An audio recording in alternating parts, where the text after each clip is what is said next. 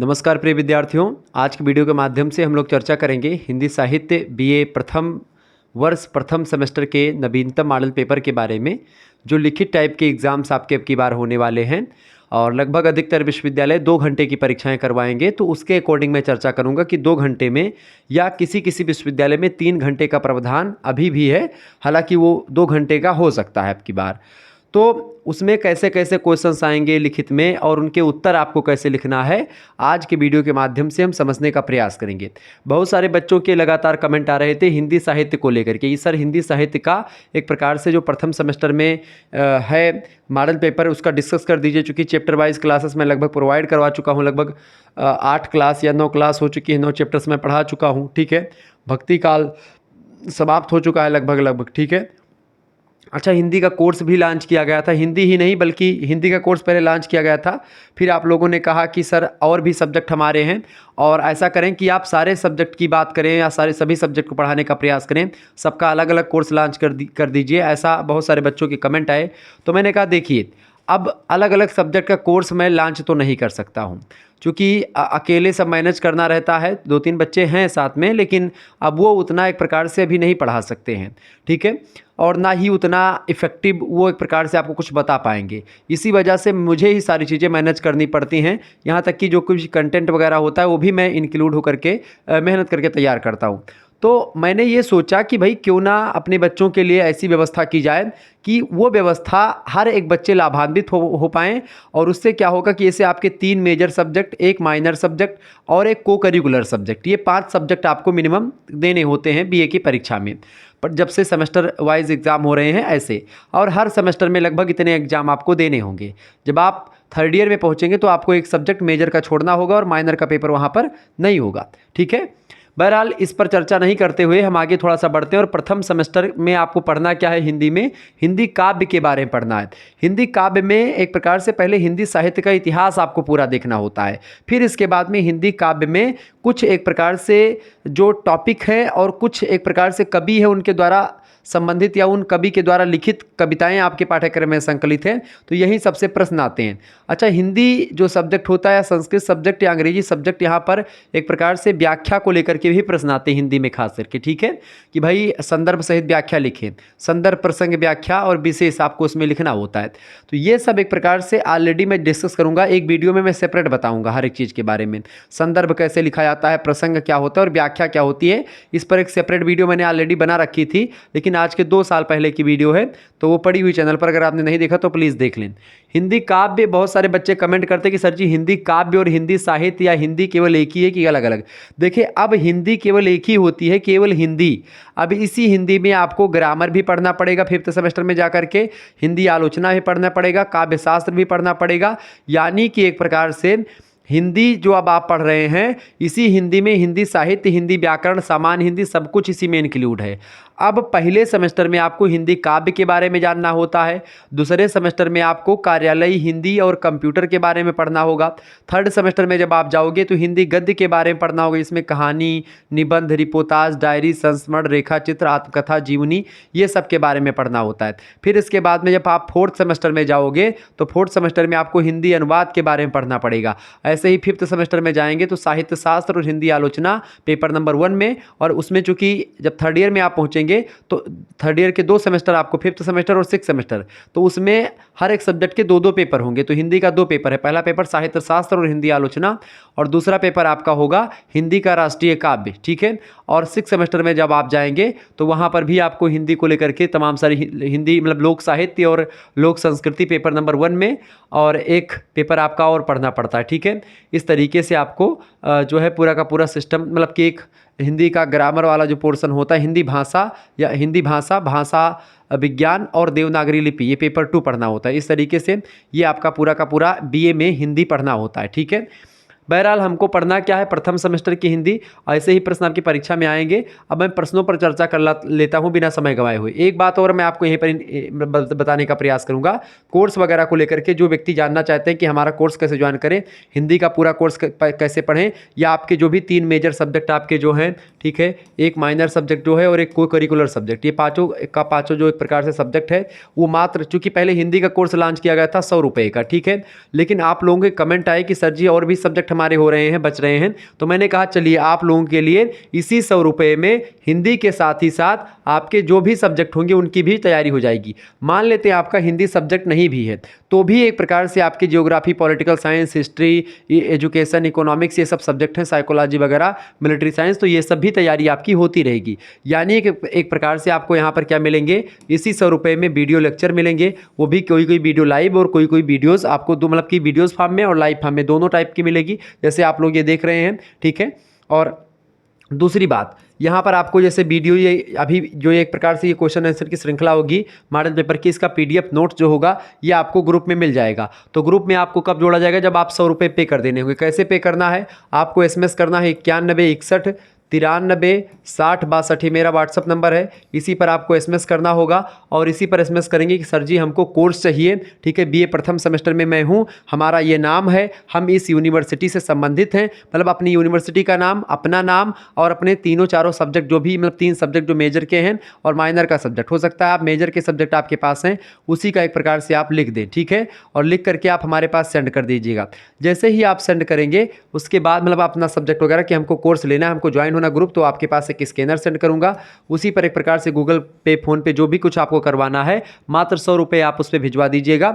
उसके बाद में उसका स्क्रीनशॉट हमारे पास सेंड कर दीजिएगा, आपको एक प्रकार से ग्रुप से ऐड कर दिया जाएगा। उस ग्रुप में आपको लाइव वीडियो की एक प्रकार से इंफॉर्मेशन और वीडियो लेक्चर्स, पीडीएफ नोट्स और marathon class, model paper, question paper विभिन्न विश्वविद्यालयों के, ठीक है, प्रीवियस ईयर क्वेश्चन पेपर, ये सब एक प्रकार से प्रोवाइड करवाने का पूरा प्रयास किया जाएगा। यानी कि एक प्रकार से बहुत विधिवत तैयारी आपकी होगी। और अभी तक जो भी क्लासेस हो गई हैं उनकी सबकी प्लेलिस्ट मैंने बना दी है, वो प्लेलिस्ट आपको मिल जाएगी, ठीक है। उसमें जैसे जैसे न्यू वीडियोस प्राइवेट फॉर्म में इंक्लूड होते रहेंगे, वो वीडियोस भी आपको उसी प्लेलिस्ट में दिखने लगेंगी, ठीक है।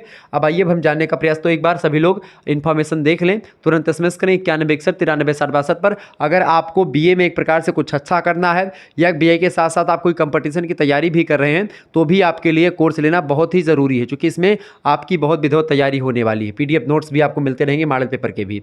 अब आइए मैं क्वेश्चंस और आंसर की श्रृंखला पर चलता हूं बिना समय गंवाए हुए। वैसे समय काफ़ी मैंने ले लिया इसी सभी चक्कर में, लेकिन इसमें तमाम प्रकार के जो डाउट आपके होते हैं, दिमाग में तमाम प्रकार के प्रश्न आपके चलते हैं, आप कमेंट करते हैं, उन सभी कमेंट को पढ़ता हूँ और उसके बाद में मैं वीडियोज़ में उन सभी कमेंट्स के उत्तर देने का प्रयास करता हूँ।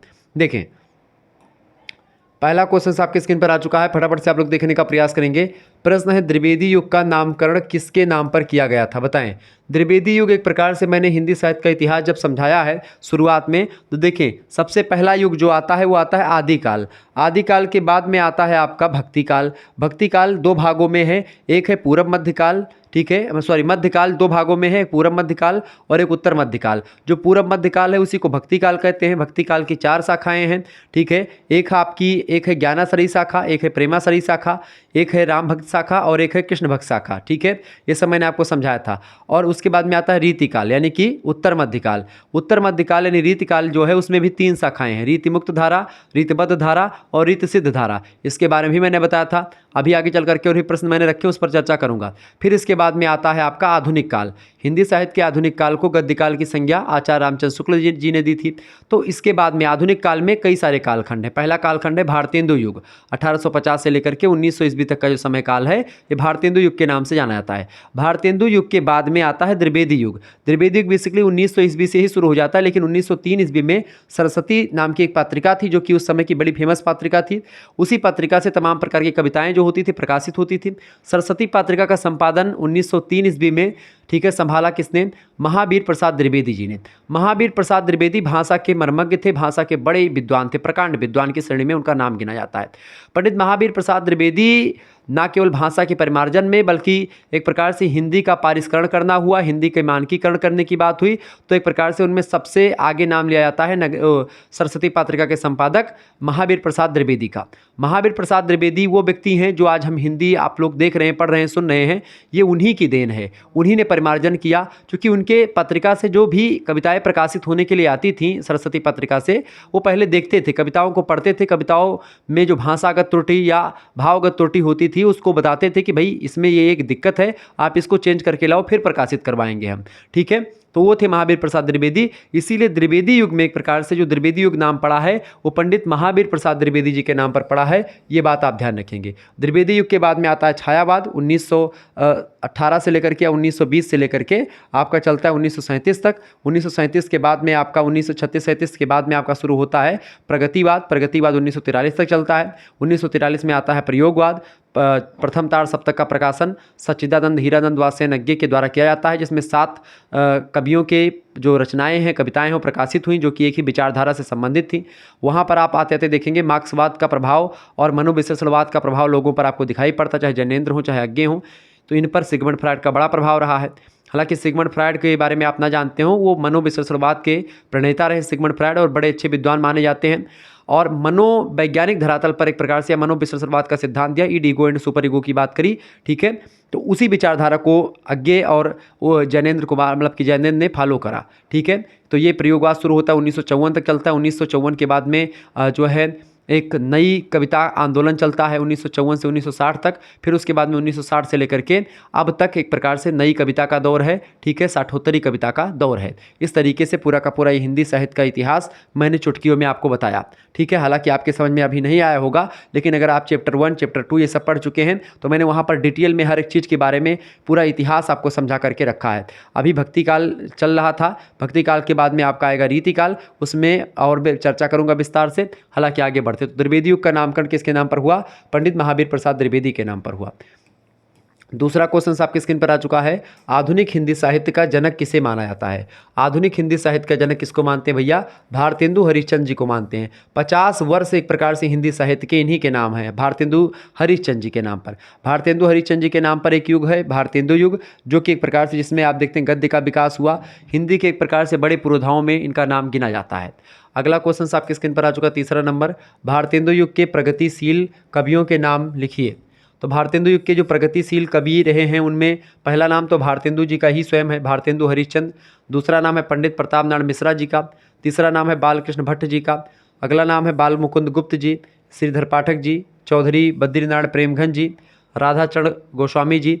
ये इतने नाम जो हैं ये बेसिकली भारतेंदु युग के एक प्रकार से बड़े कवियों में इनका नाम आता है, इन सभी का, ठीक है। भारतेंदु जी का तो नाम है ही। पंडित प्रताप नारायण मिश्रा जो हैं एक प्रकार से ब्राह्मण पत्रिका के संपादक रहे हैं, बहुत फेमस विद्वान है पंडित प्रताप नारायण मिश्रा। बालकृष्ण भट्ट जी इसी प्रकार से, बाल मुकुंद गुप्त, श्रीधर पाठक, चौधरी बद्रीनारायण प्रेमघन जी, राधाचरण गोस्वामी जी, ये सभी एक प्रकार से प्रगतिशील लेखक रहे हैं जो कि एक प्रकार से भारतेंदु युग से रिलेटेड है, भारतेंदु युग में कविताएं लिखा करते थे, ठीक है। आगे देखते हैं, अगला क्वेश्चन आपकी स्क्रीन पर आ चुका, फटाफट से आप देखेंगे। अच्छा, ये ऐसे क्वेश्चन हैं जो पिछले 3 वर्षों में परीक्षाओं में विभिन्न विश्वविद्यालयों में पूछे गए हैं, इसीलिए इन प्रश्नों को मैंने यहाँ पर रखा है, ठीक है। प्रश्न आपकी स्क्रीन पर आ चुका है, फटाफट से आप देखेंगे। प्रश्न है, द्विवेदी युगीन कवियों के पथ प्रदर्शक के रूप में महावीर प्रसाद द्विवेदी के महत्व को प्रतिपादित कीजिए। प्रश्न क्या है? द्विवेदी युगीन कवियों के पथ प्रदर्शक के रूप में महावीर प्रसाद द्विवेदी के महत्व को प्रतिपादित कीजिए। तो महावीर प्रसाद द्विवेदी बिल्कुल द्विवेदी युग के कवियों के पथ प्रदर्शक रहे, बल्कि द्विवेदी युग ही नहीं बल्कि छायावाद तक उनका प्रभाव कुछ कुछ दिखाई पड़ता है। तो द्विवेदी युग के एक प्रकार से मैंने आपको बताया कि जब भी कोई कविताएं प्रकाशित होती थी सरस्वती पत्रिका से, तो महावीर प्रसाद द्विवेदी उसको देखते थे, उसको चेक करते थे, रचना में कोई त्रुटि तो नहीं रही, उसको चेक करके उसके बाद में प्रकाशित करवाते थे। यही कारण है कि निराला जी से इनकी उतना बनती नहीं थी, क्योंकि निराला जी अपने मन की कविताएं लिखते थे, वो ज़्यादा इस पर ध्यान नहीं देते थे, ठीक है। वो नई शैली में कविताएं लिखने के प्रेमी थे निराला जी, क्लियर। और आप देखेंगे द्विवेदी युग के एक बड़े फेमस कवि हुए हैं मैथिली शरण गुप्ता जी। मैथिली शरण गुप्ता जी साकेत जैसे महाकाव्य की जो सृजना करी है, रचना करी है उन्होंने, मैथिली शरण गुप्त जी ने, वो द्विवेदी जी के परामर्श से ही करी। द्विवेदी जी एक ऐसे विद्वान आदमी थे जो एक प्रकार से किंग मेकर थे। वो खुद बहुत बड़े कवि नहीं थे, लेकिन भाषा के बड़े मर्मज्ञ थे। भाषा के बारे में या किस मुद्दे पर कविताएं लिखनी चाहिए किस कवि को, ये बताते थे। पंडित महावीर प्रसाद द्विवेदी हनुमान जी की भांति थे, जिस तरीके से हनुमान जी ने एक प्रकार से तुलसीदास जी की मदद करी थी श्री रामचरितमानस लिखने में, ठीक इसी प्रकार से मैथिली शरण गुप्त कहते हैं कि मेरी मदद करी है उन्होंने एक प्रकार से रचनाओं को करने में महावीर प्रसाद द्विवेदी ने। जिस तरीके से तुलसीदास के जीवन में एक महावीर बजरंगबली बाबा थे, उसी प्रकार से हमारे जीवन में महावीर प्रसाद द्विवेदी जी एक प्रकार से उन्हीं महावीर की भांति थे। महावीर प्रसाद द्विवेदी चूँकि ब्राह्मण भी थे और ये गुप्त जी थे, वैश्य थे, ठीक है, वर्ण से, तो इसलिए मैथिल श्लोक गुप्त जी जब भी मिलते थे इनसे महावीर प्रसाद द्विवेदी से तो उनका पैर छू करके प्रणाम करते थे, ठीक है। यानी कि एक प्रकार से वर्ण व्यवस्था में विश्वास रखते थे दोनों व्यक्ति, और दोनों एक प्रकार से एक दूसरे की बड़ी रिस्पेक्ट किया करते थे, बड़े अच्छे खासे एक प्रकार से एक दूसरे के मतलब सगे थे, संबंधित थे। तो द्विवेदी के पथ प्रदर्शक के रूप में महावीर प्रसाद द्विवेदी रहे हैं। हर कवियों को समझाया कि ऐसे नहीं, ऐसे करो, ये करो, ठीक है, इस तरीके से। द्विवेदी जी कविता के माध्यम से अपने युग का पथ प्रदर्शन किया है, उन्होंने बिल्कुल किया है। उन्होंने अपने युग के कवियों को गद्य के माध्यम से ही नहीं, पद्य के माध्यम से भी नए विषयों को अपनाने की मोटिवेशन दी है, प्रेरणा दी है। फलतः हिंदी कविता से रीतिकालीन विषय संकोच दूर हुआ, क्योंकि रीतिकालीन एक प्रकार से जो एक प्रकार से चीज़ें थी, रीतिकाल में रस, छंद, अलंकार, एक प्रकार से नक्सिक वर्णन, स्त्रियों के रूप सौंदर्य का ही वर्णन किया जाता था, ठीक है, कि इसकी चाल ऐसी है, आँखें ऐसी हैं, ठीक है, मतलब बाल ऐसे हैं, रेशमी जुल्फ़ें, शरबती आँखें, ठीक है, गजगामिनी, ठीक है, नेत्र एक प्रकार से इसके कमल नयन है, कमल के समान इसके नेत्र हैं, तिरछी निगाहें हैं। अब ये नहीं पता था कि भाई वो जो था कि भाई हम तो एक प्रकार से क्या था, हम तो मर गए उनकी तिरछी निगाहों पर, हमें क्या पता था कि सनम टेढ़ा ही देखते हैं। तो वही वाली हाल यहाँ पर है कि क्या, फिर से बोलें कि हम तो मर गए उनकी तिरछी निगाहों पर, हमें क्या पता था सनम टेढ़ा ही देखते हैं। तो ठीक उसी प्रकार से यहाँ पर था। महावीर प्रसाद द्विवेदी ने कहा, छोड़ो ये सब यार, नक्सिक वर्णन दुनिया भर का खूब कर लिए तुम लोग स्त्रियों के रूप रंग का बखान। अब आओ वास्तविक धरातल पर उतरो और पहचानो कि कवि का क्या कर्म होना चाहिए। मात्र मनोरंजन कवि का न कर्म होना चाहिए, ठीक है, इस तरीके से। तो इस तरीके से इन्होंने बताया और संकोच दूर हुआ उन लोगों का, जो रीतिकालीन विचारधारा वो विशेषताओं में बंद करके जो कवि रचनाएं लिख रहे थे, उनका संकोच दूर हुआ और वो नए नए आयाम पर, नए नए विषयों पर कविता लिखने लगते हैं। और यही काम, ये मोटिवेशन दिया किसने, पंडित महावीर प्रसाद द्विवेदी जी ने। और इस तरीके से द्विवेदी एक युग एक प्रकार से जो रहा है वो हिंदी भाषा के विकास के दृष्टिकोण से स्वर्ण युग के रूप में आप जान सकते हैं। वैसे हिंदी साहित्य का स्वर्ण युग या स्वर्णकाल जो रहा है वो बाबू श्याम सुंदर दास और डॉक्टर जॉर्ज गिरियर्सन दोनों ने कहा कि एक प्रकार से जो हिंदी का स्वर्ण युग रहा है या स्वर्णकाल रहा है वो भक्ति काल रहा है। लेकिन अगर भाषाई दृष्टिकोण से देखें, भाषाई परिमार्जन के दृष्टिकोण से देखें, तो द्विवेदी युग जो रहा है वो एक प्रकार से भाषा के परिमार्जन के दृष्टिकोण से स्वर्ण युग रहा है। ये मैं एक प्रकार से आपको कह रहा हूँ, इसको ध्यान रखेंगे। आगे देखेंगे, अगला क्वेश्चन आपकी स्क्रीन पर आ चुका है। फटाफट से एक बार वीडियो को लाइक कर दीजिएगा और सभी दोस्तों के पास इस वीडियो को शेयर कर दीजिएगा, ठीक है, ताकि वो लोग भी एक प्रकार से जान पाएँ कि किस तरीके से चीज़ों को पढ़ा जाता है और किस तरीके से एक प्रकार से क्लास शुक्ला स्टडी पॉइंट के माध्यम से करवाई जाती है, ठीक है। तो परेशान बिल्कुल भी आपको नहीं होना है, बहुत ही बारीकी के साथ मैं समझाऊंगा, यही सब क्वेश्चंस आएंगे। अगर आप इस वीडियो को, मॉडल पेपर को आपने पूरा 2 बार कम से कम आपको इस वीडियो को देखना है। मॉडल पेपर जो मैं बनाता हूँ बहुत ही मेहनत करके बनाता हूँ। तो मॉडल पेपर ये ना सोचो कि मॉडल पेपर मैं ऐसे बना देता हूँ, मॉडल पेपर में भी मैं समझाने का प्रयास करता हूँ और आगे समझाने का प्रयास मैं चैप्टर में भी करता हूँ, ठीक है। समझें अगला क्वेश्चन, रीतिकाल में काव्य की कितनी धाराएं प्रस्फुटित हुई, नाम उल्लेख कीजिए। यानी कि एक प्रकार से रीतिकाल में कितनी धाराएं दिखाई पड़ती हैं। तो रीतिकाल में मैंने शुरुआत में बताया था कि 3 धाराएं आपको दिखेंगी। कौन कौन सी भैया? रीतिकाल में 3 धाराएं प्रवाहित हुई जिनके नाम और विशेषताएं निम्नलिखित हैं। पहली है रीतिबद्ध। रीतिबद्ध ऐसे कवि होते थे जो रीतियों में बंध करके रचना लिखते थे। रीतिबद्ध में जैसे कि मैं बताऊँ तो केशवदास। केशवदास एक रीतिबद्ध कवि हैं, ठीक है। केशवदास कौन है? रीतिबद्ध कवि हैं, ठीक है। दूसरा है रीति सिद्ध। रीति सिद्ध कवि कौन है भैया? रीति सिद्ध कवि है बिहारी। और ये सब आपके पाठ्यक्रम में संकलित है, अभी मैं सभी के बारे में चर्चा कर रहा हूँ। रीति मुक्त कवि में है कौन भैया? घनानंद जी, ठीक है। घनानंद, आलम, बोधा, ये सब कवि ऐसे रहे जो रीति मुक्त विचारधारा से रहे। अब समझे रीतिबद्ध क्या है। रीतिबद्ध ऐसी एक प्रकार से लेखक, ऐसे लेखक जो कि रीतियों में बंद करके रचनाएं करते थे। रीतियों में बंद करके मतलब क्या कि एक प्रकार से ऐसे कवि जो एक प्रकार से रीति मतलब कि केवल लक्षण ग्रंथ ही लिख रहे थे, रस छंद अलंकारों का भरसक प्रयोग कर रहे थे, इन्हीं में फंसे थे। वास्तविक धरातल से इनका कोई उतना मतलब नहीं होता था। ये लोग कहते थे कि कविता बनिता मित, मतलब जिस तरीके से एक स्त्री बिना श्रृंगार के अधूरी रहती है, इसी तरीके से काव्य जो होता है वो बिना अलंकारों के एक प्रकार से विभूषित नहीं होता, अच्छा नहीं दिखता। इसीलिए कविता में अलंकारों का प्रयोग करना जरूरी है। केशवदास का नाम अगर आपके समक्ष आया तो केशवदास को क्या कहा जाता है? कठिन काव्य काव्य का प्रेत भी कहा जाता है। क्या कहा जाता है महोदय? कठिन काव्य का प्रेत इनको कहा जाता है। क्या कहते हैं? कठिन काव्य का प्रेत कहा जाता है। कठिन काव्य का प्रेत इसलिए कहते हैं चूँकि एक प्रकार से इन्होंने ऐसे ऐसे चीज़ों का प्रयोग किया है। अच्छा, इनकी रचना जो है उसका नाम है, एक रचना है रामचंद्रिका। रामचंद्रिका रचना एक प्रकार से जो है आपसे प्रश्न ऑब्जेक्टिव में खूब यहाँ पर बनता है कि छंदों का अजायब घर कौन सी रचना कहलाती है? तो छंदों का अजायब घर रामचंद्रिका कहलाती है। ठीक है, रामचंद्रिका के लेखक कौन है? केशवदास हैं। क्यों एक प्रकार से छंदों का अजायब घर? क्योंकि इसमें छंदों का प्रयोग खूब अधिक मात्रा में, जबरदस्ती भी छंदों का प्रयोग, अलंकारों का प्रयोग, छंदों का प्रयोग, इस सभी का प्रयोग खूब दबा करके किया है केशवदास जी ने।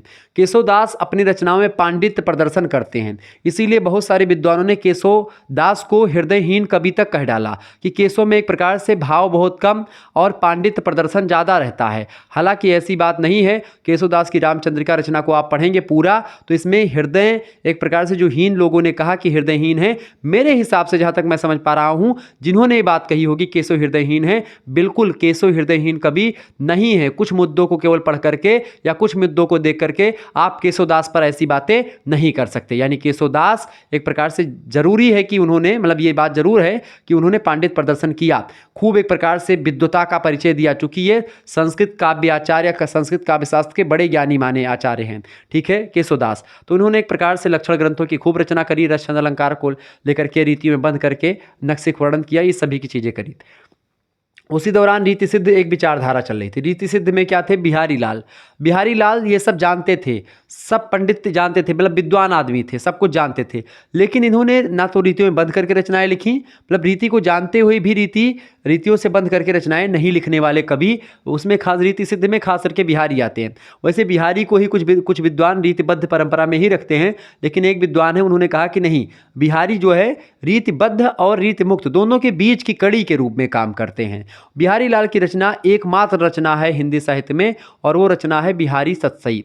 बिहारी सतसई में मात्र 713 से 719, किसी किसी पुस्तक में 713, किसी किसी पुस्तक में 719 या 21 दोहे की बात करी जाती है।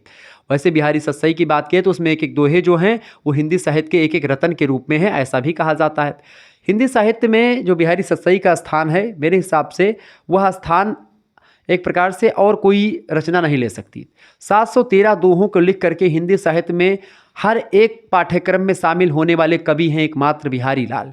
बिहारी लाल की अगर बात किया तो ये छोटे से दोहे में दोहों की रचना की, केवल 713 दोहे, एक दोहे के माध्यम से बहुत बड़ी बड़ी बातें कर दी, इसीलिए इनको गागर में सागर भरने वाला कवि भी कहा जाता है।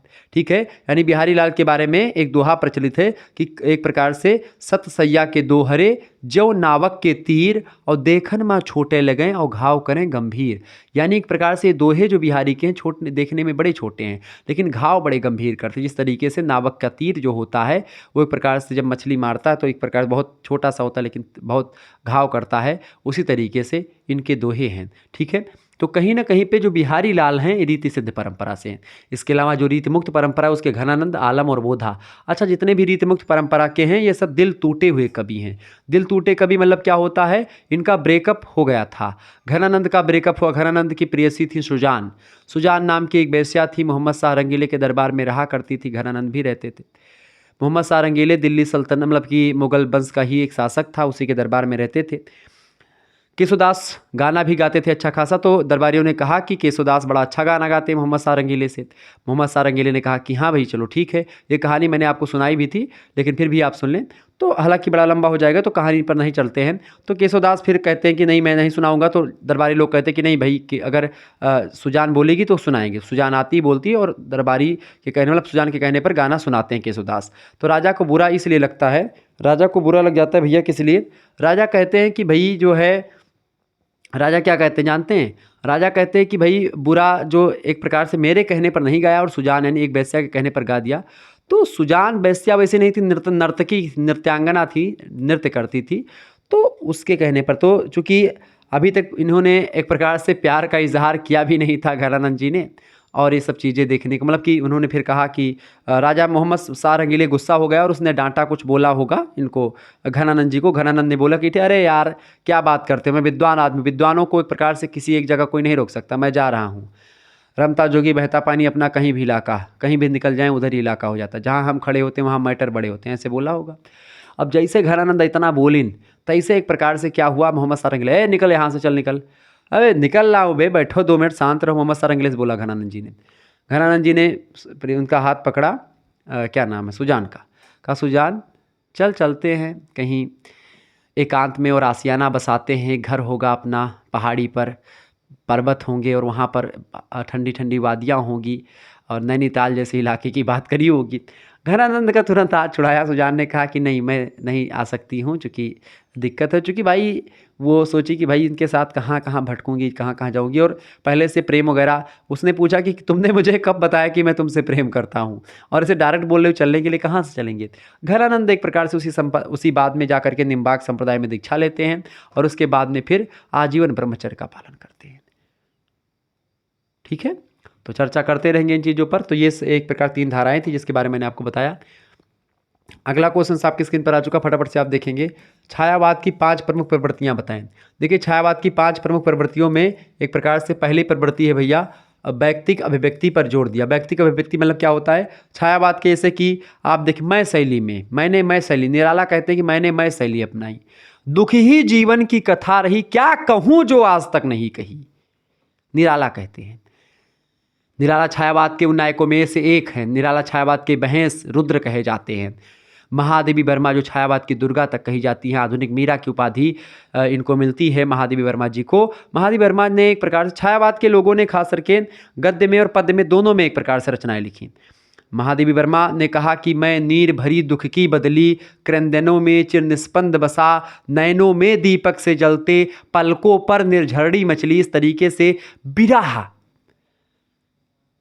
विरह की अग्नि इनके अंदर जो भरी है, वो व्यक्तित्व के माध्यम से, अपने दुख के माध्यम से सकल संसार के दुख को एक प्रकार से बयां करने वाले कवि रहे हैं छायावाद के।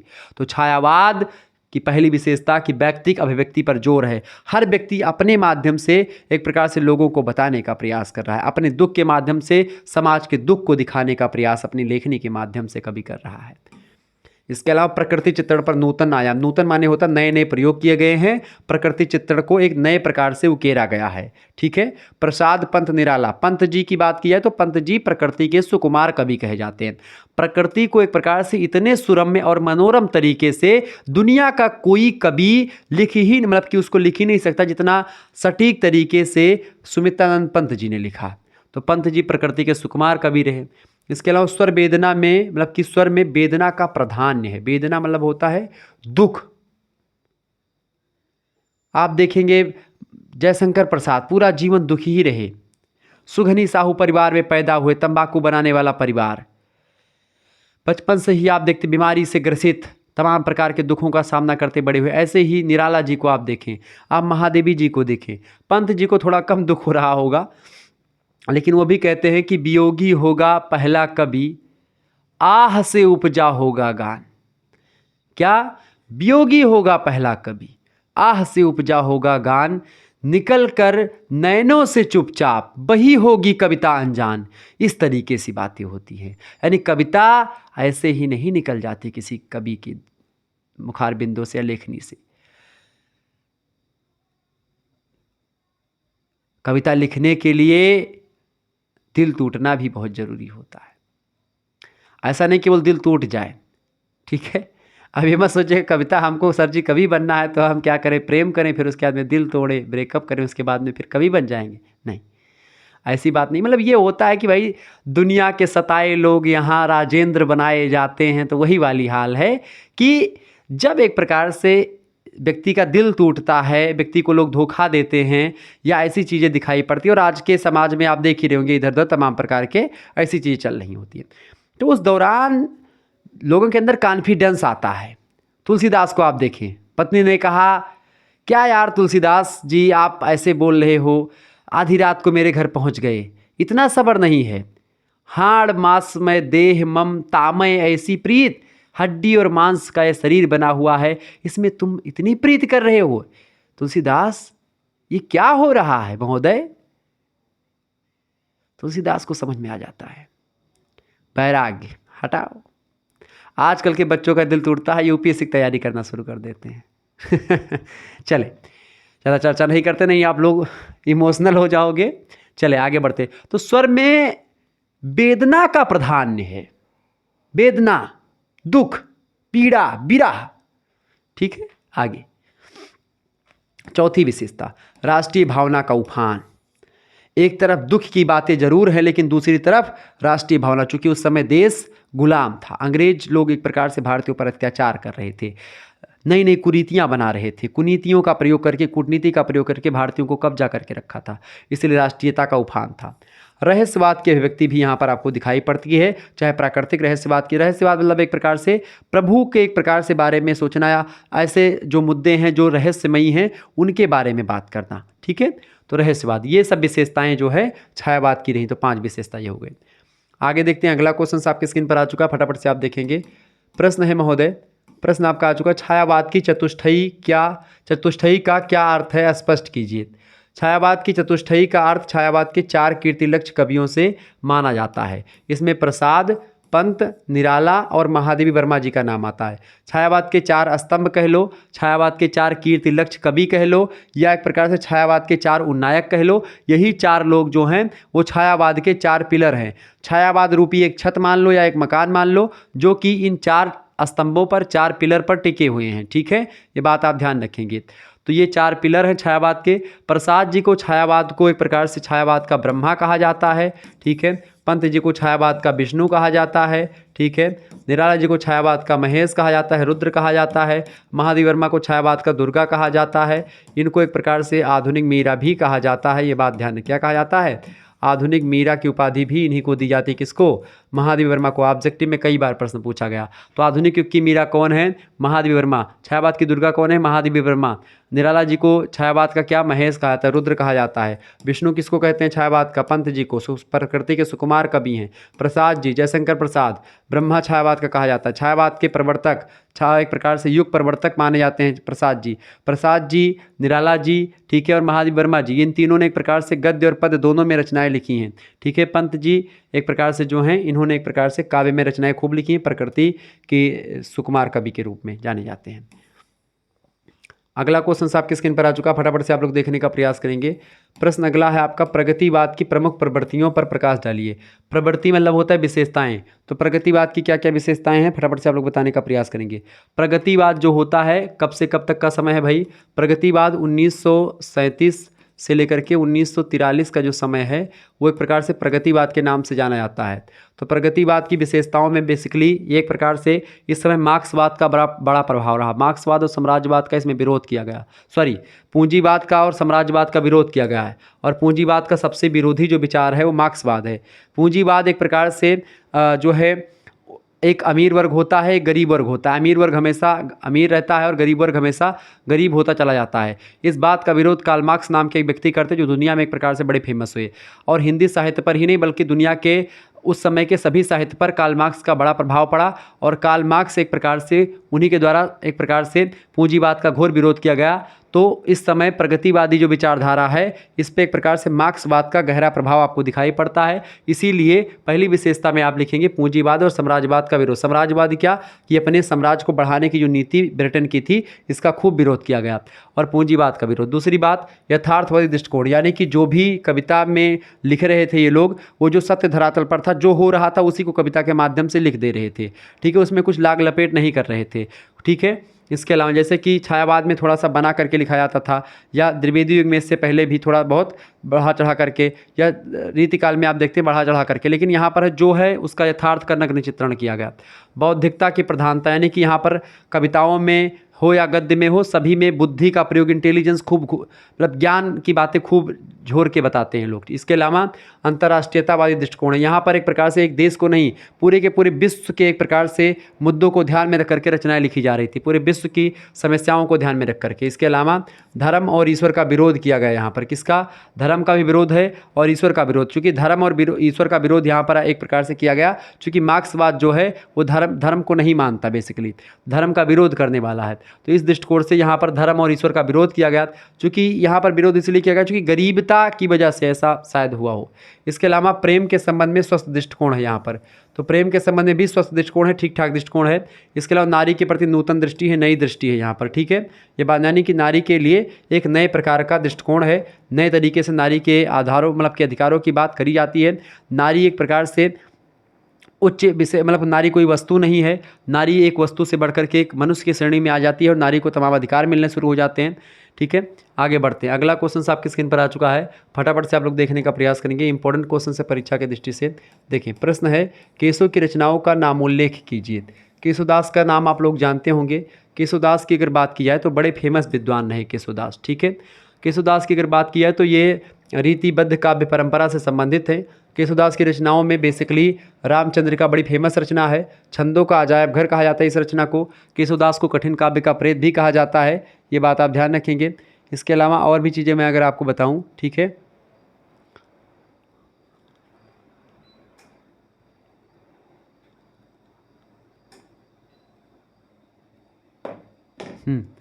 केशवदास को कठिन काव्य का प्रेत भी कहा जाता है। अगली रचना इनकी है रसिक प्रिया। या सब सारी रचनाएं नोट डाउन कर लीजिएगा, बहुत ही महत्वपूर्ण है। ठीक है, रसिक प्रिया, रामचंद्रिका, कवि प्रिया, विज्ञान गीता, वीर सिंह देवचरित, रतन बावनी, जहांगीर जस चंद्रिका और छंदमाला, ये रचनाएं केशवदास की हैं। फिर से रामचंद्रिका, रसिक प्रिया, कवि प्रिया, विज्ञान गीता, वीर सिंह देवचरित, रतन बावनी, जहांगीर जस चंद्रिका और छंदमाला, ये रचनाएं केशवदास की हैं। ये प्रश्न परीक्षा में कई बार पूछा गया, इसको आप नोट डाउन कर लीजिएगा। ठीक है, इसकी इन सभी की पीडीएफ आपको मिलती रहेगी। अगर आपने कोर्स लिया हो, ग्रुप में आप जुड़ जाएंगे तो आपको एक प्रकार से मात्र 100 रुपये में सारे सब्जेक्ट के पीडीएफ वगैरह मिलते रहेंगे। तो आप फटाफट से एसएमएस करें, तुरंत एसएमएस करिए, देर मत करिए। जितने देर करेंगे उतने पछताएंगे बाद में, इसलिए जल्दी से जल्दी एक प्रकार से आप एडमिशन ले लें। ठीक है, पछताना वैसे नहीं भाई, बाद में देखेंगे तो बाद में आपको लंबा पड़ जाएगा वीडियो देखना। अभी क्या है कि क्लास होती रहती है, आप देखते रहिए, पीडीएफ नोट से पढ़ते रहिए, आराम से तैयारी होती रहेगी। अगला क्वेश्चन है, बिहारी की बहुज्ञता पर संक्षिप्त प्रकाश डालिए। बिहारी चूंकि बहुज्ञता मतलब होता है बहुत ज्ञानी बिहारी थे, बहुत ही कम शब्दों में बहुत ही बड़ी बड़ी बातें करते हैं। जैसे कि कहत नटत रीझत खिजत मिलत खिलत लजियात, भरे भुवन में करत है नैनन ही सौबात। ऐसी बातें करते, कहत नटत रीझत खिजत मिलत खिलत लजियात। देखिए ये है बिहारी। भरे भुवन में करत है नैनन ही सौबात, यानी दो प्रेमी प्रेमिका हैं या शादी देखने गए हैं या ऐसी कोई सिचुएशन है, पूरे घर के लोग बैठे हैं उसी कमरे में, एक प्रेमी और प्रेमिका बैठे हैं सामने आमने सामने, और पूरा घर बैठा, उनकी फैमिली 100 से अधिक लोग हैं। फिर उसके मतलब कि तमाम सारे लोग हैं, पूरा भवन भरा हुआ है, उसी में बैठे हैं। आँखों के माध्यम से नाना प्रकार की बातें प्रेमी और प्रेमिका कर लेते हैं, तनिक भी भनक नहीं लगती। भरे भुवन में करत हैं नैनन ही 100 बात, 100 से अधिक बातें आँखों के माध्यम से हो जाती हैं। ठीक है, वो कहते नहीं हैं कि एक प्रकार से अखियों से गोली मारें, तो ठीक उसी प्रकार से आँखों के माध्यम से गोली नहीं बोली भी मारी जा सकती है। और वो बाली पहले आँखों से क्या कहती है, नायिका कुछ कहती है, कहत नटत, फिर वो थोड़ा सा गुस्सा, रीझत फिर रिझाने का प्रयास, खिजत फिर एक प्रकार से फिर से थोड़ा सा हंसते हैं, थोड़ा मुस्कुराते हैं, थोड़ा शर्माते हैं, मिलत खिलत लजियात, फिर इस तरीके से ये नैनाचार होता है, आँखें मिलती हैं, खिलते हैं, हंसते हैं। ठीक है, इस तरीके से आगे चीज़ें होती हैं। तो बिहारी की बहुज्ञता पर संक्षिप्त प्रकाश डालिए। भक्तिकालीन कविता का मूल्य रीतिकाल में पहुँचते पहुँचते बदल गया था।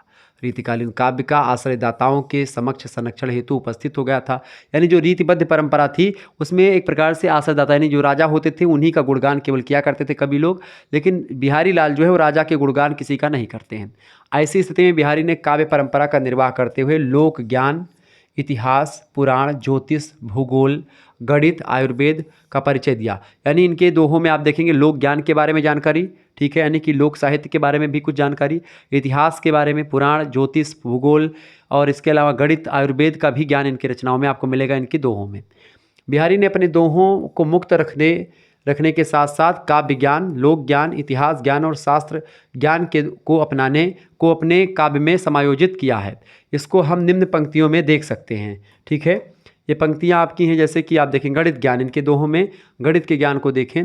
गणित ज्ञान में दो कहते हैं बिहारी लाल कि कहत सबय बेंदी दिए, बेंदी मतलब बिंदी, कहत समय बेंदी दिए अंक 10 गुनो होत, मतलब कि अगर मान लेते हैं 1 लिखा हुआ है, इसके पीछे बिंदी दे दो तो एक प्रकार से इसका जो गुना हो जाएगा, ये अंक जो है वो 10 गुना हो जाता है। यानी कि 1 था, 1 के पीछे एक बिंदी दे दो यानी 0 लिख दो, कितना हो जाएगा 10 गुना। ठीक है, यानी 10 हो गया। फिर इसके पीछे एक बिंदी दे दो, 100 हो गया, 10 गुना हो गया, 10 दुहाइम 100। फिर इसके पीछे तो 100 गुणे 0 कितना हो जाएगा, मतलब कि 100 गुणे 0 नहीं, 100 के पीछे एक बिंदी और रखो तो 100 दुहाइम 1000, ठीक है। इस तरीके से 10 गुना एक प्रकार से अंक हो जाता। तो यही इन्होंने कहा कि कहत सबे बेंदी दिए अंक 10 गुनो होत। तो यहाँ से इनके गणित का पता चलता है कि भाई बिंदी देने से पीछे किसी अंक के उसका एक प्रकार से मान 10 गुना बढ़ जाता है, अर्थात बिंदी रख देने से अंकों का मान 10 गुना बढ़ जाता है। ज्योतिष की बात अगर देखें तो इनकी रचना में ज्योतिष भी है।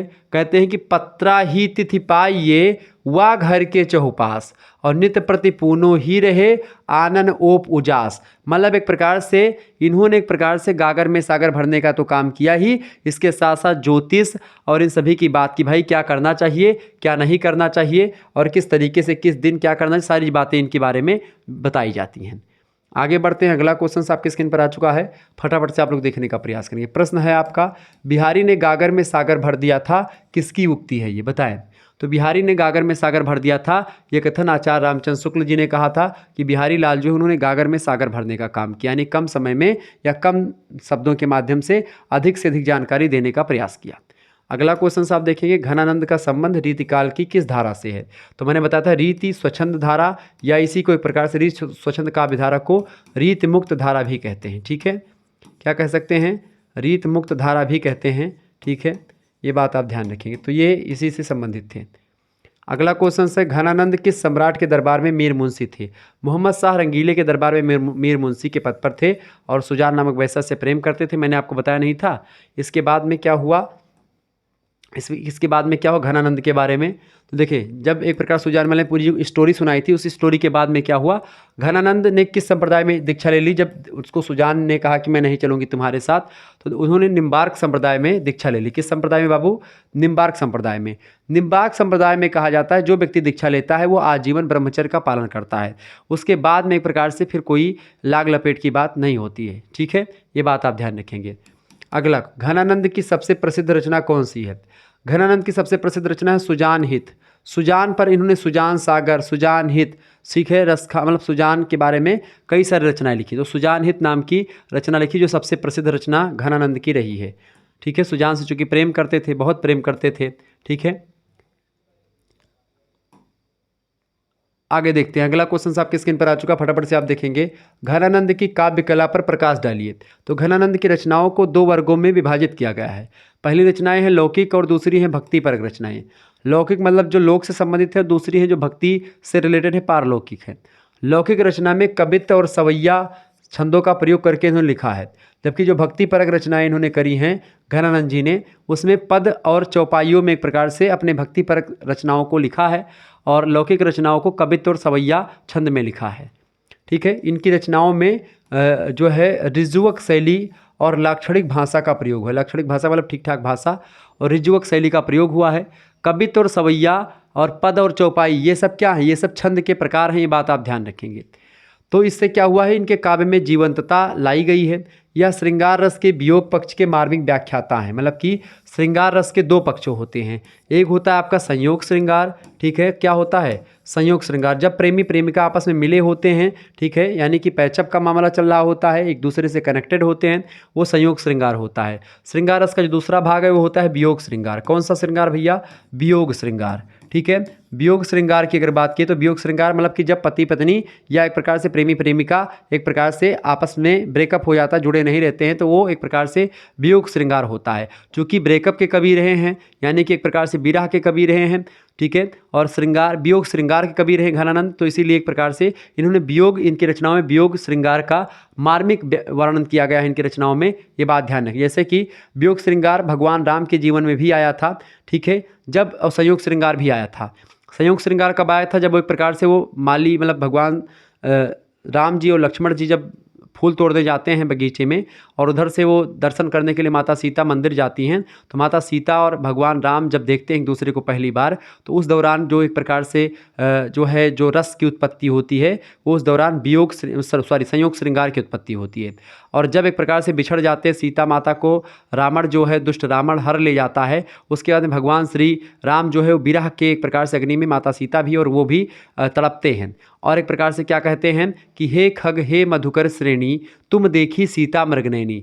मधुकर इन सभी से कहते हैं, और उससे कहते हैं कि भाई मृगों से कहते कि एक मृग नयनी थी, उसको तुमने देखा है। मतलब पशु पक्षियों से बातें चीतें करते हैं, पेड़ पौधों से बात करते हैं, ठीक है। हे खग हे मधु कर श्रेणी तुम देखी सीता मृगनयनी, यानी कि तुमने देखा है सीता एक मेरी मृगनयनी, मेरी प्यारी, मेरी दुलारी, उसको तुमने कहीं देखा है। इस तरीके से पशु पक्षियों से बातें चीतें करते हुए वो आगे बढ़ते हैं और एक प्रकार से तो वहाँ पर वियोग श्रृंगार की उत्पत्ति होती है, ठीक है। तो एक प्रकार से प्रेम के ही नहीं बल्कि जीवन के भी दो पक्ष होते हैं, एक सुख होता है, एक दुख होता है।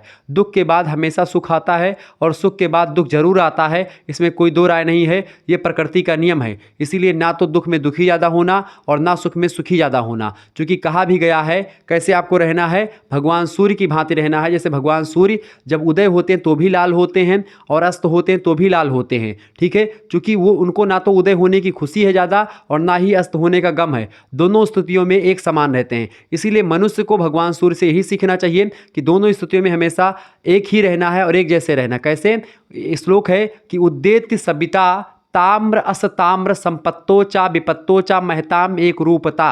संपत्ति मतलब कि एक प्रकार से अच्छी बात हो, दुख हो और सुख हो, दोनों स्थितियों में व्यक्ति को घबराना बिल्कुल भी नहीं चाहिए, एक जैसे रहना चाहिए। अब कोई खुशी मिल गई ज़्यादा खिलखिलाओ मत, नहीं दूसरे दिन दुखी जरूर मिलेगी, ठीक है। ऐसे ही जब सूर्य उदय होता है, मैंने पूरा बता दिया, तो वही इस श्लोक का अर्थ है। तो यही चीज़ एक प्रकार से होती है, हर एक मुद्दे के दो पहलू होते हैं, ये बात आप ध्यान रखेंगे। दुनिया का कोई भी ऐसा पहलू नहीं जिसमें दो पहलू, मुद्दा जिसमें दो पहलू ना हो, ठीक है। आगे देखते हैं, अगला प्रश्न आपकी स्क्रीन पर आ चुका है। प्रसाद को किस काव्य कृति पर मंगला प्रसाद पारितोषिक प्रदान किया गया है? तो प्रसाद यानी जयशंकर प्रसाद की बात कर रहे हैं। तो जयशंकर प्रसाद को कामायनी रचना पर, कामायनी एक महाकाव्य रचना है, बड़ी फेमस रचना है कामायनी। कामायनी मेरे पास रखी हुई है, ठीक है। कामायनी पूरा महाकाव्य रखा हुआ है, अगर आप देखना चाहें तो मैं आपको दिखा दूँ। एक minute please wait a moment, मैं आपको कामायनी रचना दिखा दे रहा हूँ, आप देख लें कैसी रचनाएँ होती हैं, ठीक है। निराला की भी रचना है, चले मैं आपको दिखाने का प्रयास कर रहा हूँ। मेरी लाइब्रेरी में है, देखें ये रचना कामायनी, ठीक है। देख रहे हैं आप सभी लोग, ये रचना है कामायनी, जयशंकर प्रसाद की रचना है।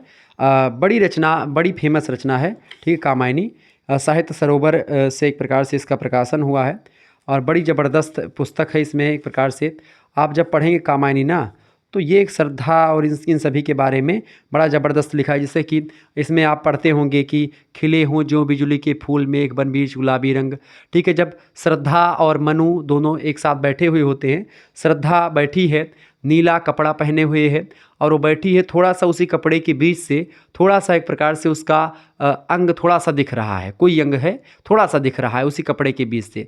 अब वो चूँकि जो है बहुत सुंदर है और गौर वदन है, गोरे कलर की है, गुलाबी कलर है उसके बदन का। और जब एक प्रकार से श्रद्धा को इस तरीके से मनु देखता है तो मनु के रूप में एक प्रकार से वहाँ पर कवि लिखता है, जयशंकर प्रसाद लिखते हैं कि जो है नील परिधान, नील माने नीला, परिधान माने कपड़ा, नील परिधान बीच सुकुमार खिल रहा सुकुमार, सुकुमार मतलब कि बहुत कोमल, सुकुमार मृदुल अधुखुला अंग, ठीक है।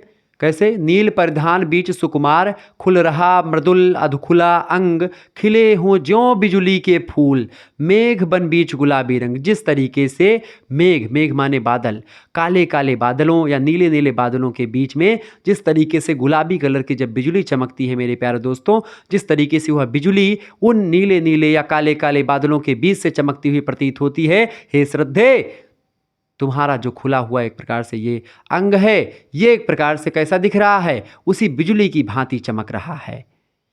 इस तरीके की कल्पना करते हैं कभी लोग, ठीक है। इस तरीके से एक प्रकार से मधुमय बसंत जीवन बन के वह अंतरिक्ष की लहरों में कब आए थे तुम चुपके से रजनी के पिछले पहरों में, क्या तुम्हें देखकर आते यो मतवाली कोयल बोली थी, उस नीरवता में अलसाई कलियों ने आंखें खोली थीं। जब लीला से तुम सीख रहे कोरक कोने में लुक रहना, तब शिथिल सुरभि से धरणी में विचलन न हुई थी सच कहना। जब लिखते थे तुम सरस हंसी अपनी फूलों के अंचल में, अपना नीलकंठ मिलाते थे झरनों के कोमल कलकल में। बड़ी फेमस रचना है, बड़ी ज़बरदस्त रचना है। और इसमें जब आप पढ़ेंगे, ठीक है, इसमें बड़ा ज़बरदस्त है। इसे है कि क्या, कि पीता हूँ हाँ मैं पीता हूँ, पीता हूँ हाँ मैं पीता हूँ, यह स्पर्श रूप रसगंध भरा, मधु लहरों के टकराने से ध्वनि में है क्या गुंजार भरा। इस तरीके से लिखते हैं। तो जयशंकर प्रसाद की रचना कामायनी, अगर आपको समय मिले हिंदी से अगर आप कुछ करना है, आगे पढ़ना है, तो आप हिंदी के बारे में इसको ज़रूर पढ़ लीजिएगा। ठीक है, ये तो ये एक प्रकार से है। इसमें पूरी विस्तार से पूरा का पूरा ये 15 सर्गों में बटा हुआ है। इसमें 15 सर्ग में एक प्रकार से ये रचना पूरी की पूरी बटी हुई है। ठीक है, ये बात आप ध्यान रखेंगे। 15 सर्ग जो है, जिसमें एक प्रकार से पहला जो सर्ग है एक प्रकार से इसमें वो आप देखेंगे, पहला सर्ग कौन सा है भाई, कामायनी का।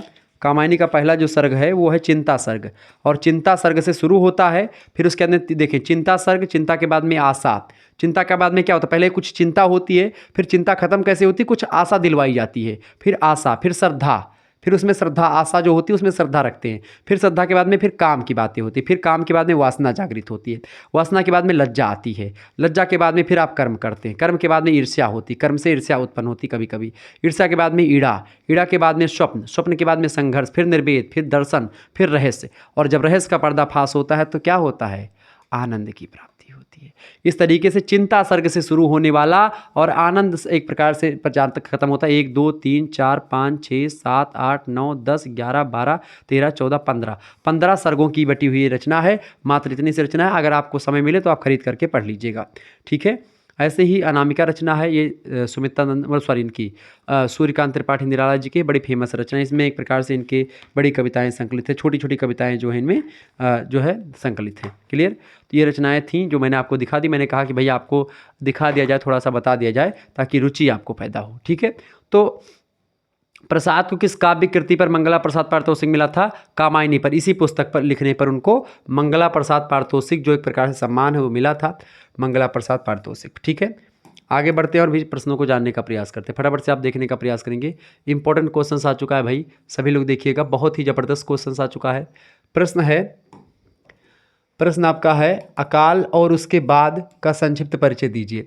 अकाल और उसके बाद, देखिए प्रगतिशील चेतना का कवि उन सामयिक स्थितियों में कदापि अनभिज्ञ नहीं रह सकता। अकाल और उसके बाद जो है एक प्रकार से ये एक रचना है। ठीक है, तो नहीं सकता, जो जन सामान्य को कष्ट प्रदान कर व्यथित कर देती है।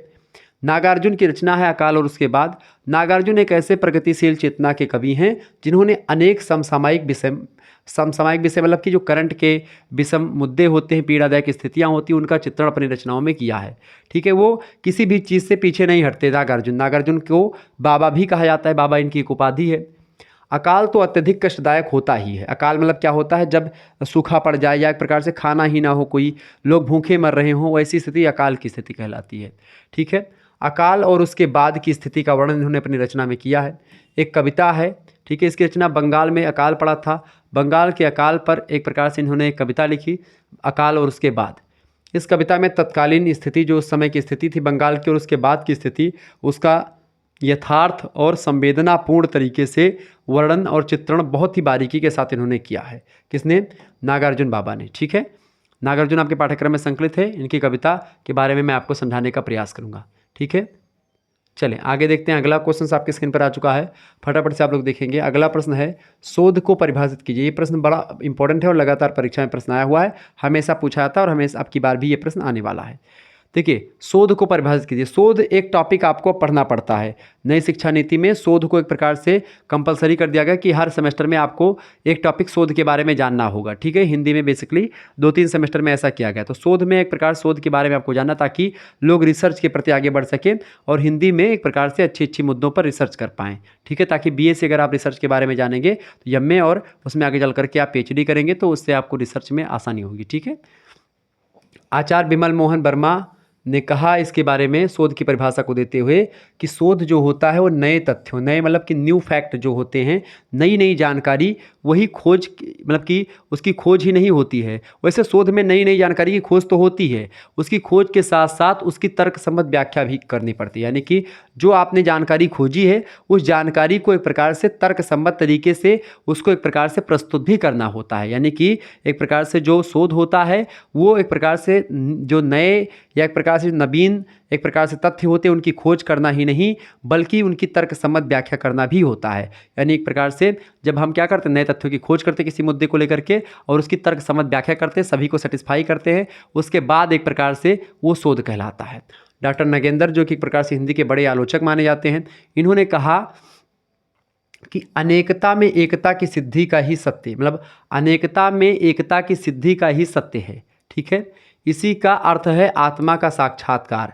अतः शोध का यह रूप सत्य की उपलब्धि अथवा आत्मा के साक्षात्कार के अधिक से अधिक निकट है। कुल मिलाकर के इनके कहने का मतलब ये है कि शोध जो होता है वो सत्य होता है, और उपलब्धि जो मिलती है इसमें जब हम शोध करते हैं तो उस सत्य की उपलब्धि मिलती है, सत्य का भान, सत्य का ज्ञान हमको होता है। ठीक है, आगे बढ़ते हैं और भी प्रश्नों को जानने का प्रयास करते हैं।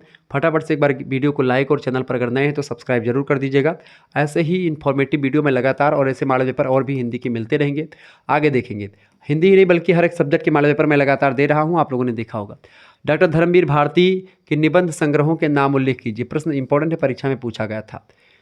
कहानी मतलब कि कहनी अनकहनी एक इनका निबंध संग्रह है धर्मवीर भारती का। ठीक है, और दूसरा है ठेले पर हिमालय निबंध संग्रह। निबंध संग्रह क्या होता है? निबंध कई निबंधों के संग्रह है, यानी कई निबंधों को जो एक ही विशेषता को या एक ही विचारधारा को ध्यान में रख करके लिखी गई हैं, या एक ही क्वालिटी के निबंध हैं, उनको एक प्रकार से लिख करके या उनको एक प्रकार से उनके नाम पर एक पुस्तक छाप दी जाती है। और जो फेमस निबंध होता है उसी शीर्षक से पुस्तक छापी जाती है। जैसे कि जो कहनी अनकहनी नाम का निबंध है धर्मवीर भारती जी का, वो बड़ा फेमस है, इसीलिए इसी नाम पर एक पुस्तक छप गई, और इसी के जैसे इसी की क्वालिटी वाले जितने भी निबंध इनके हैं धर्मवीर भारती के, इस पुस्तक में है। ऐसे ठेले पर हिमालय नाम का निबंध बड़ा फेमस रहा, आपने पढ़ा भी होगा इसको। ठीक है, तो इसको ऐसे लिख दिया गया। ऐसे ही पसयंती, ये 3 निबंध संग्रह इनके बड़े फेमस हैं, ये बात आप ध्यान रखेंगे। आगे बढ़ते हैं, अगला क्वेश्चन आपकी स्क्रीन पर आ चुका है। फटाफट से एक बार वीडियो को लाइक और शेयर करते रहिएगा। सभी दोस्तों के पास इस वीडियो को शेयर कर दीजिएगा ताकि ऐसे ही इन्फॉर्मेटिव वीडियो मैं लगातार आपको देता रहूं। ठीक है, निबंध संग्रह ये होते हैं। ऐसे ही आपकी कविता एक होती है और कविता संग्रह दूसरी होती है। जैसे निराला की जो कविता संग्रह है वो अनामिका भी एक कविता संग्रह है। ठीक है, अनामिका जो एक कविता, ये क्या है? ये कविता संग्रह है, क्योंकि इसमें कई कविताएं हैं। जैसे कि ये कविता संग्रह, ऐसे निराला ही नहीं, मतलब ऐसे आपका निबंध संग्रह होता है, आपका कहानी संग्रह होता है। इसमें जैसे कविता की कई सारी कविता, जैसे कि प्रेयसी कविता, मित्र के प्रीत, सम्राट अष्टम एडवर्ड के प्रति, ठीक है, मित्र के प्रति, दान, प्रलाप, खंडर के प्रति, प्रेम के प्रति, प्रीत, प्रेम के प्रति, बीड़ावादिनी, प्रगल्भ प्रेम, यहीं, ठीक है, क्या गाऊँ, प्रिया से, सच है। ये सब इनकी कविताएं हैं, छोटी छोटी कविताएं, जितनी फेमस नहीं है। ठीक है, अब ये जो फेमस कविता इनकी है अनामिका, इसमें एक प्रकार से इसमें एक अनामिका कविता होगी, उसी के नाम पर एक प्रकार से इसका नामकरण कर दिया गया अनामिका। ऐसे ही निबंध संग्रह होते हैं, ऐसे कहानी संग्रह, ऐसे ही एक प्रकार से चीज़ें होती हैं। ठीक है, तो एक पुस्तक होती है ये चीज़ें ध्यान रखेंगे। आगे बढ़िए, अगला क्वेश्चन आपके स्क्रीन पर आ चुका। डॉक्टर धर्मवीर भारती के सभी काव्य संग्रहों के नाम बताएं। तो काव्य संग्रह मतलब कि इसमें कविताओं का संग्रह होता है, एक ऐसी पुस्तक होती है जिसमें एक ही विचारधारा की कविताएं लिखी जाती हैं, और जो उसमें फेमस कविता होती है उसी को शीर्षक के रूप में लिख दिया जाता है, तो वही काव्य संग्रह पूछे गए। तो इनके जो फेमस काव्य संग्रह हैं, जैसे पहला है ठंडा लोहा। ठंडा लोहा एक काव्य संग्रह, ठंडा लोहा एक कविता है, इसी कविता के नाम पर इसमें जो तमाम सारी कविताएं हैं वो लिखी गई। ठंडा लोहा पहला काव्य संग्रह। इसके अलावा अंधायुग काव्य संग्रह दूसरा, तीसरा कनुप्रिया, चौथा 7 गीत वर्ष। इस तरीके से 4 काव्य संग्रह और 3 निबंध संग्रह डॉक्टर धर्मवीर भारती जो आपके पाठ्यक्रम में संकलित हैं, इनके फेमस है। ये दोनों प्रश्न एक प्रकार से पिछले 3 वर्षों में कई विश्वविद्यालय में पूछे गए हैं।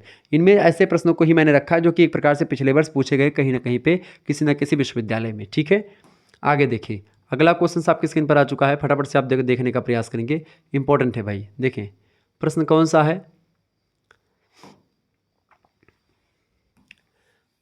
प्रश्न है आपका, डॉक्टर धर्मवीर भारती के कहानी संग्रहों का नाम लिखिए। कहानी संग्रह किसके? डॉक्टर धर्मवीर भारती के।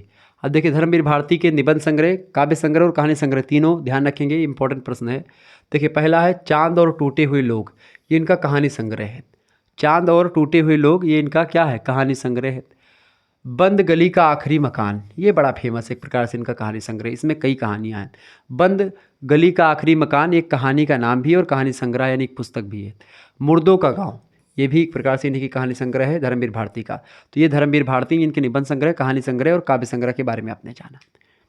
अगला क्वेश्चन आप देखेंगे, प्रश्न है धर्मवीर भारती की कौन सी कविता आपके पाठ्यक्रम में संकलित है, बताएं। धर्मवीर भारती की जो कविता है एक प्रकार से बुआई का गीत और कविता की मौत, ये 2 कविताएं आपके पाठ्यक्रम में संकलित हैं। कौन कौन सी कविता संकलित है भाई? इसमें देखें, वैसे आपसे परीक्षा में कई प्रश्न पूछे जाते रहते हैं। सिलेबस अगर आपने नहीं देखा तो सिलेबस प्लीज़ देख लीजिएगा। सिलेबस में अगर मैं आपको बताऊं, सिलेबस जो होता है इसमें आपको भारतीय ज्ञान परंपरा और उसके अंतर्गत आदिकालीन और मध्यकालीन हिंदी काव्य का इतिहास, इतिहास लेखन की परंपरा और विकास से पढ़ना है पहली इकाई में। आधुनिक कालीन काव्य का इतिहास दूसरी इकाई में पढ़ना है, ठीक है। और आदिकालीन कवियों में विद्यापति, गोरखनाथ, अमीर खुसरो के बारे में आपको पढ़ना है, ठीक है।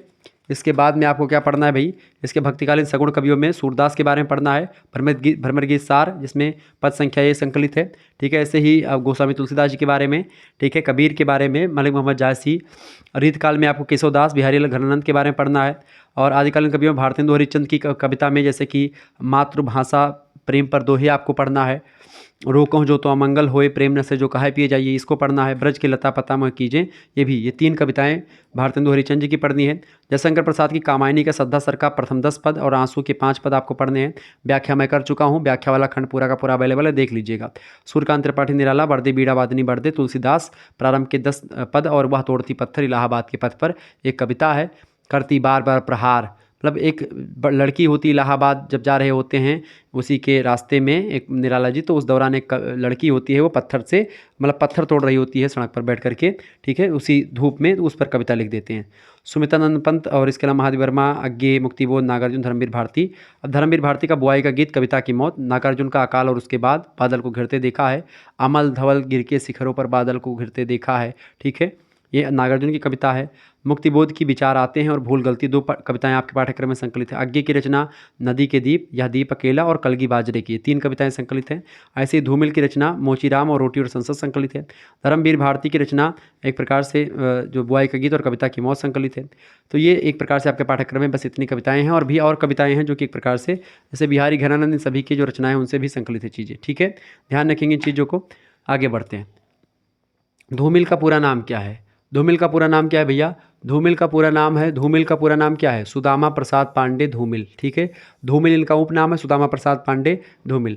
धूमिल जी का जन्म कब और कहाँ पर हुआ था? 9 नवंबर को इनका जन्म हुआ था 1936 ईस्वी में। कहाँ पर? वाराणसी के खेवली नाम का एक गांव है। खेवली गांव पड़ता है पांडेपुर में। पांडेपुर मैं जानता हूं, क्योंकि बनारस में मैंने 2 साल बनारस हिंदू यूनिवर्सिटी से जो है एमए किया हुआ है।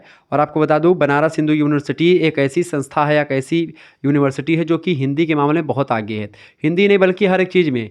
बीएचयू एक प्रकार से बीएचयू है। कभी अगर आपको जाने का मौका मिले, जाइएगा बनारस, तो बीएचयू जरूर घूमिएगा, ठीक है। आपका मन हल्का होगा और बहुत अच्छा लगे, शांति महसूस होगी। तो वहीं पर, मतलब उसी बनारस में पांडेपुर नाम का गांव है, वहीं पर एक प्रकार से इनका जन्म हुआ था 9 नवंबर को 1936 में, ठीक है। खेवली नाम का गांव है पांडेपुर में, ठीक है। पांडेपुर बड़ा एरिया है। और इसके अलावा और वाराणसी में ही एक और कवि का जन्म हुआ, मतलब एक और लेखक है, उनका नाम है मुंशी प्रेमचंद जी, उनका जन्म हुआ था। ऐसे और कई लेखक हैं जिनका और कवि हैं, इनका जन्म वाराणसी में हुआ था। वाराणसी से जो जिस हिंदी विभाग से मैं पढ़ता हूँ, मतलब पढ़ रहा था मैं, तो आपका कंप्लीट हो गया, 1 साल हो गया। तो उस दौरान एक प्रकार से वहाँ, मतलब कि आचार्य रामचंद्र शुक्ल, बाबू श्याम सुंदर दास, आचार्य हजारी प्रसाद द्विवेदी, ये सभी एक प्रकार से बनारस हिंदू यूनिवर्सिटी से ही एक प्रकार से पढ़े हुए हैं, उसी हिंदी विभाग से पढ़े हुए हैं, ठीक है। तो बड़ा ज़बरदस्त है और बड़ा प्राउड होता है वहाँ पर जा कर के, ठीक है। चलिए अगला क्वेश्चन है। प्रश्न आपकी स्क्रीन पर आ चुका। धूमिल को साहित्य अकादमी पुरस्कार कब और किस रचना पर मिला था? तो सन 1979 ईस्वी में कल सुनना मुझे नाम का एक कविता संग्रह है, कविता संग्रह है। इसी कविता संग्रह पर एक प्रकार से इनको क्या मिला था? कल सुनना मुझे, इसी संग्रह पर इनको क्या मिला था? साहित्य अकादमी का पुरस्कार मिला था। किसको? सुदामा प्रसाद पांडे धूमिल जी को 1979 ईस्वी में, ठीक है, 1979 में। और सुदामा प्रसाद पांडे धूमिल जो हैं, इनकी भाषा जो है वो नग्नता की, मतलब कि वो यथार्थ भाषा का प्रयोग करते हैं, कोई लाग लपेट की बात नहीं करते हैं, जो है सो है उसी की बात कर देते हैं। तो इस तरीके से आपने चीज़ों को समझा। बाकी एक प्रकार से इसका जो अगला जो पार्ट होगा, इसमें मैं एक प्रकार से और भी प्रश्नों के बारे में चर्चा करूँगा, और भी प्रश्न मेरे पास हैं जिनके बारे में चर्चा करूँगा, ठीक है।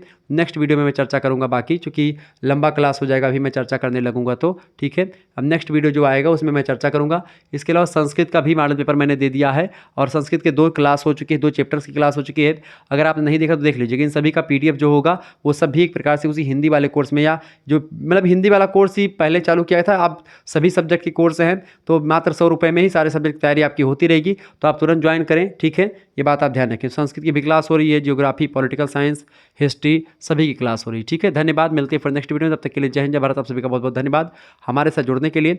इसी प्रकार से अपना प्यार हमेशा बनाए रखेंगे और शुक्ला स्टडी पॉइंट पर आप हमेशा बने रहें, यही मैं चाहता हूँ। और ऐसे ही अपना प्यार और दुलार हमेशा बरसाते रहें शुक्ला स्टडी पॉइंट को। बहुत बहुत धन्यवाद।